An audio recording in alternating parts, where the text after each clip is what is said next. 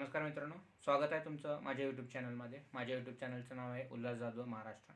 मित्रांनो, माझी विनंती आहे की ज्यावेळेस तुम्ही हा व्हिडिओ पाहत असाल त्यावेळेस माझ्या चॅनलला आहे ते तुम्ही सबस्क्राईब करा, नोटिफिकेशनवरती आहे ते क्लिक करा. आज 1 फेब्रुवारी 2026ला केंद्र सरकारने जो वार्षिक बजेट आहे, अर्थसंकल्प आहे, तो आहे ते सादर आहे ते केलेला आहे. आता हा दरवर्षीप्रमाणे हे बजेट सादर आहे ते केल्याच्या नंतर शेअर मार्केटमध्ये आपण आहे ते पाहतो की त्याच्यामध्ये चढ आणि उतार अशा पद्धतीचे दोन्ही सिच्युएशन आपल्याला ते पाहायला मिळतात. पण काही दिवसापासून आपल्या देशामध्ये जे सर्वसामान्यांचे महत्त्वपूर्ण असे विषय आहेत की सोनं आणि चांदी या संदर्भात सध्याच्या घडीला सोन्याचा जो भाव आहे तो 1,49,000 रुपये प्रति तोळा म्हणजे 10 ग्रॅम एवढा आहे ते झालेला आहे.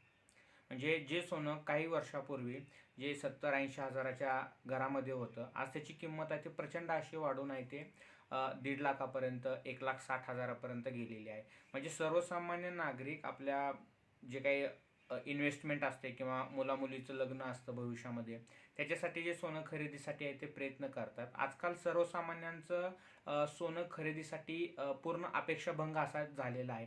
सरकारकडनं कुठलंच नियंत्रण याच्यावरती आहे ते राहिलेले नाही. भारतातली 80 करोड जनता 5 किलो गहू आणि 3 किलो तांदळावरती आहे ते अवलंबून आहे.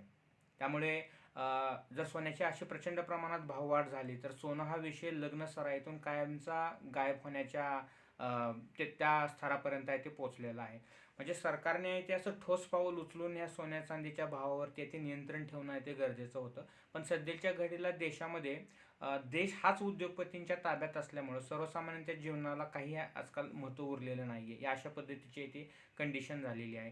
चांदी आहे ती काही दिवसापूर्वी म्हणजे 2 दिवसापूर्वीच 3.5 लाखावरती गेलेली होती आणि अचानकच 1 लाख रुपयाने चांदी आहे ते उतरते आहे. म्हणजे बाजारात सुद्धा स्टेबिलिटी नाही आहे. याचा परिणाम व्यापारी मध्यमवर्गीय यांना सुद्धा ते प्रचंड प्रमाणात भोगावा लागतो. सोन्याचा जो परिणाम आहे ते रशिया युक्रेन युद्ध, हमास इस्रायल युद्धामुळे होणारे आहे ते परिणाम, त्यात आपला जे डॉलर आहे ते $1 इक्वल टू 90 रुपये इतक्या स्तरापर्यंत रुपये आहे ते खाली घसरलेला आहे. म्हणजे आपले विश्वगुरू वेगवेगळ्या देशामध्ये आहे ते फिरून मोठमोठी आहे ते भाषणं वगैरे ठोकतात, तरी डॉलर आहे ते रुपया आहे ते डॉलरच्या तुलनेने रुपयाचा निभाव लागत नाही आहे. रुपया आणखीन खालच्या पातळीवरती आहे ते जात आहे. म्हणजे स्वातंत्र्याच्या नंतर रुपया इतक्या प्रमाणात खाली घसरलेला आहे, ही इतिहासामधली आहे ती प्रथमच अशी आहे ती वेळ आहे.